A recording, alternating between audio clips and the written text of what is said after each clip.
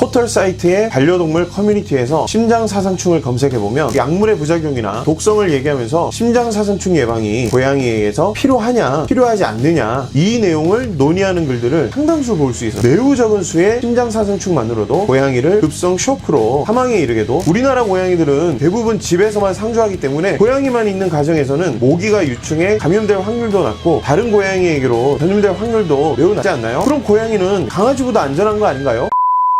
안녕하세요, 수의사 김원장입니다. 동물병원에서 얘기해주지 않는 동물병원 리얼스토리 지금 시작합니다.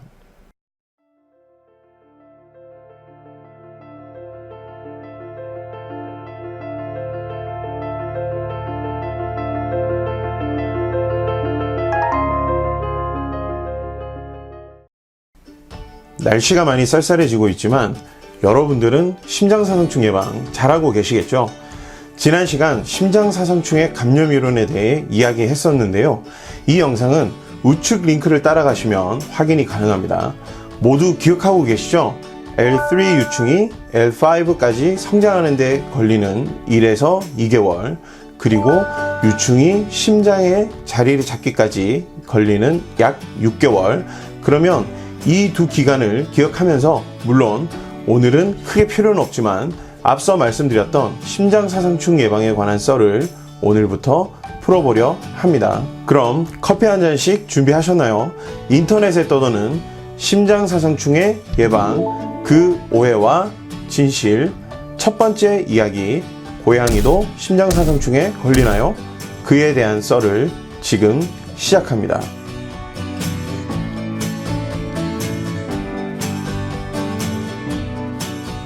지난 영상에서 고양이는 따로 썰을 풀겠다고 말씀드렸기 때문에 심장사상충에 대한 오해와 진실, 그 첫 번째 주제로 고양이의 심장사상충 감염에 대해 썰을 풀어보고 그에 대한 루머에 대해서도 한번 이야기를 해보겠습니다. 포털 사이트의 반려동물 커뮤니티에서 심장사상충을 검색해보면 다양한 글들을 볼 수 있는데요. 그중 많은 내용들이 대부분 심장사상충의 예방법에 관한 내용과 심장사상충의 예방약에 대한 내용들이 주를 이루고 있습니다. 그리고 특징적으로 고양이 커뮤니티에서만 볼 수 있는 내용의 글들이 있었는데요.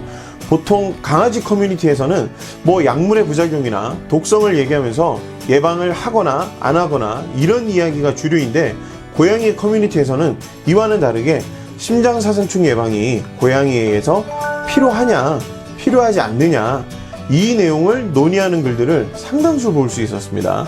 지난 시간 심장사상충의 주요 숙주는 강아지라고 말씀드렸죠. 야생동물들 중에서도 더 많은 숙주가 있긴 한데 현재 가장 가까이에 있는 반려동물들 중에서는 강아지가 최적의 숙주라서 강아지라 말씀드린 것 뿐이니 오해는 하지 마시고요. 그리고 최근에는 페럿을 키우는 분들이 상당수 늘어나신 것 같아서 페럿도 메인 숙주에 언급을 해야겠네요.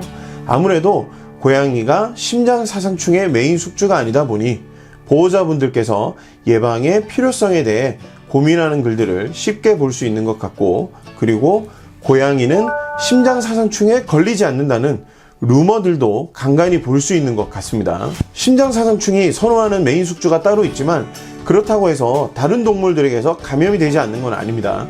실제로 사람에게서 감염된 이력도 있고, 그리고 고양이에서도 감염 케이스 보고가 상당수 있습니다. 하지만 메인 숙주가 고양이가 아니다 보니 고양이에서는 심장사상충의 생활사는 조금 다른 양상을 보이는 것이 일반적입니다.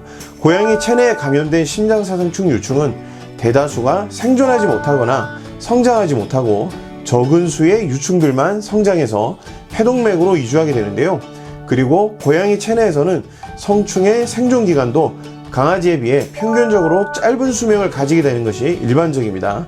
유충도 체내 순환을 하지 않고 오히려 원래 서식지와는 다른 장기에서 발견되는 경우가 종종 있습니다. 고양이에서는 심장사상충은 이러한 라이프 사이클을 가지고 있기 때문에 고양이는 심장사상충에 걸리지 않는다는 얘기를 하시는 분들이 종종 있으시더라고요. 심장사상충은 혈류장애에 의해 주로 문제가 유발된다고 했는데 성충의 수가 강아지보다 많지 않고 유충이 혈류를 따라 흐르지 않는다면 그럼 고양이는 강아지보다 안전한 거 아닌가요? 라는 반문을 하실 수가 있는데요. 사실은 그렇지 않습니다. 고양이에서 심장사상충 감염의 주 증상은 강아지의 감염에서 성충과 유충에 의해 발생하는 혈류장애에 의한 것이 아니라 성충과의 면역 반응에 의해 나타나는 것이 일반적입니다. 특이적으로 고양이의 폐혈관에 존재하는 폐혈관 내 대식세포라는 면역세포에 의해서 심장사상충의 성충과 면역 반응이 생기면서 염증 반응을 유발하게 되는데요. 이 세포는 강아지에서는 아직 보고가 되어 있지 않고 고양이에서 주로 보이는 면역세포로 알려져 있기 때문에 고양이는 이러한 특이적 감염 반응을 보이는 것으로 알려져 있습니다. 그래서 심장사상충의 증상에 대해 검색을 해보시면 강아지는 주로 기침이나 운동장애, 활동성 저하 등이 초기 증상으로 서술되어 있고 고양이에서는 호흡기 증상을 보이지만 강아지와는 다르게 천식이나 염증성 호흡기 증상을 보이는 경우가 많다고 주로 서술이 되어 있는데요. 바로 이러한 이유 때문입니다. 그래서 실제로 고양이는 엑스레이 등을 통해 검사 후에 염증성 호흡기 질환으로 오인되는 경우가 많이 있습니다. 물론 염증성 질환은 맞죠. 원인이 일반적인 감염이 아니라 심장사상충 감염이 원인이라는 사실만 모르고 있는 거죠. 이렇게 호흡기 질환에 대한 치료만 하다가 심장사상충에 대한 염증 반응은 심각한 과민 반응을 유발하기도 해서 고양이를 급성 쇼크로 사망에 이르게도 할 수 있습니다. 고양이에서는 매우 적은 수의 심장사상충만으로도 심각한 결과를 초래할 수가 있는데요. 이런 이유 때문에 절대 강아지보다 안전하다고 표현할 수가 없습니다. 해외에서는 외출하는 고양이가 많아서 모기에 노출될 확률이 높지만 우리나라 고양이들은 대부분 집에서만 상주하기 때문에 고양이만 있는 가정에서는 모기가 유충해 감염될 확률도 낮고 다른 고양이에게로 전염될 확률도 매우 낮지 않나요? 고양이에서 심장사상충의 감염 이론을 보게 되면 이런 의문이 드는 것도 무리는 아닙니다. 모기가 감염된 개체로부터 L1 유충을 가지게 되고 이 모기가 다시 다른 숙주로 유충을 옮기는 방식이기 때문에 고양이만 있는 집에서는 유충을 잘 생산할 수 없는 고양이에서 사실 전염이 나가는 것은 확률적으로 그 가능성이 매우 낮은 것은 사실입니다. 실제로 우리나라의 전염 가능성은 해외 케이스보다 분명히 낮을 거라고 저도 생각을 합니다. 하지만 이 질병은 다른 전염성 질병과는 다르게 질병을 매개하는 중간 숙주가 있다는 것이 숙주의 활동 반경과는 질병의 전파에 있어서 다른 양상을 보이게 하는 경우가 빈번히 있습니다. 다시 말하면 숙주가 옮겨다니면서 전염을 시키는 것이 아니라 모기가 옮겨다니면서 전염을 시키는 것이 문제라는 것이죠. 겨울철 난방으로 추운 겨울에도 생존하는 모기들이 이미 생겨나 있고 대부분의 아파트 같은 밀집형 거주 형태로 이웃들과의 거리가 가까운 것이 현실이죠. 옆집에 강아지가 있을 수도 있고 그 집에 모기가 옮겨올 수도 있다는 가능성을 배제할 수가 없습니다. 또한 강아지와 고양이를 함께 키우는 집에서는 더더욱 그 위험성이 높아지겠죠. 심장사상충 예방에 있어서 보호자가 인지해야 할 것은 질병 감염의 가능성에 따라 예방접종을 하는 것이 아니라 감염이 되었을 때 발생하는 위험 정도에 따라 예방접종을 하고 있다는 사실입니다. 저 역시 학생 때 이 질병이 과연 발병이 되긴 하는지 의문이 들었을 정도로 강아지에서도 발병 기전이 까다롭다는 거 지난 영상에서 말씀드렸었죠. 그런데도 예방을 강조하는 이유가 이런 복잡한 규정과 조건에서도 감염이 되는 아이들이 생겨나고 그로 인해 고통받는 아이들이 있다는 것이죠. 아니 그럼 사람도 예방해야 하는 거 아닌가요? 라는 반문을 하시는 분들이 계신데 사람은 다행히도 감염이 되어도 가벼운 호흡기 증상을 보이고 그에 대한 치료만 해주면 별도의 치료 없이도 자연 치유되는 것이 일반적입니다.